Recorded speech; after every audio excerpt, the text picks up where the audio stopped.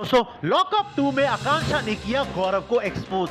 बताए गौरव की लाइफ का घिनौना सच। क्या है सारा मामला, जानेंगे आज। दोस्तों, लॉकअप 2 में आकांक्षा ने बताई गौरव के साथ डिवोर्स की असली वजह। आकांक्षा ने कहा, गौरव मुझे संतुष्ट नहीं कर पा रहा था, मैं बोर हो गई थी गौरव के साथ। खुद तो गौरव अपनी जिंदगी में मजे कर रहा था, लेकिन मुझ पर बच्चा पैदा करने का प्रेशर डालता था।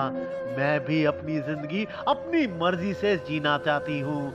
सिर्फ मर्दों की ही नहीं, औरतों की भी अपनी जरूरतें होती हैं। वक्त के साथ एक ही रिश्ते में बोरियत आ जाती है और हर इंसान अपनी जिंदगी में एक नया एहसास और नया एक्साइटमेंट चाहता है। और मैं तो वैसे ही बायसेक्सुअल हूँ। मुझे सिर्फ मर्दों के साथ नहीं, औरतों की तरफ भी अट्रैक्शन महसूस होती है। जिंदगी का एक दौर मर्दों के साथ गुजारा, अब मैं औरतों के साथ मजे करना चाहती हूँ, उनको अपनी बाहों में लेना चाहती हूँ, उनके साथ रंगीन लम्हे बिताना चाहती हूँ। किसी की सोच या समाज के डर से अपनी पहचान को छुपकर नहीं जीना चाहती। मैं किसी के बनाए हुए रूल्स में बनकर नहीं रहना चाहती। मुझे भी अपनी जिंदगी अपनी शर्तों पर जीनी है। बिग बॉस तो गौरव जीत गया, लेकिन मेरे साथ बिग बॉस खेलते टाइम जल्दी ठंडा हो जाता था। बार बार सेम टाइप की पोजीशंस, ब्लो जॉब, इनसे मैं तंग आ चुकी हूँ। जैसे आदमी ठरकी होता है, औरतों की भी ठरक बढ़ती है वक्त के साथ। एक ही दाल कब तक खाएं, हमें भी नया फ्लेवर चाहिए। और वैसे भी रिश्ते में प्लेजर ना हो तो वो रिश्ता सिर्फ नाम का रह जाता है। इंसान बाहर मुंह मारने लगता है। कब तक छुप छुप के ये सब किया जाए? इससे अच्छा तो अपनी शादी तोड़ दी जाए। ना कोई बंदिश, ना कोई टोकने वाला, अपनी जिंदगी में खुल के अयाशी की जाए।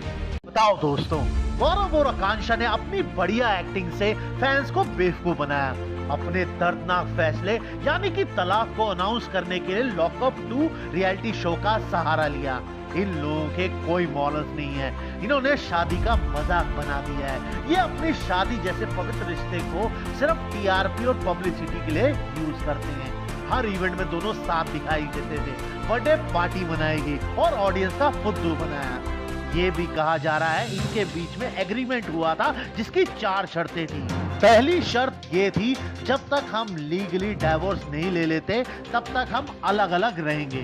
दूसरी शर्त, बच्चे के बारे में कभी भी कैमरे के सामने या किसी भी शो में कहीं पर भी बात नहीं होगी।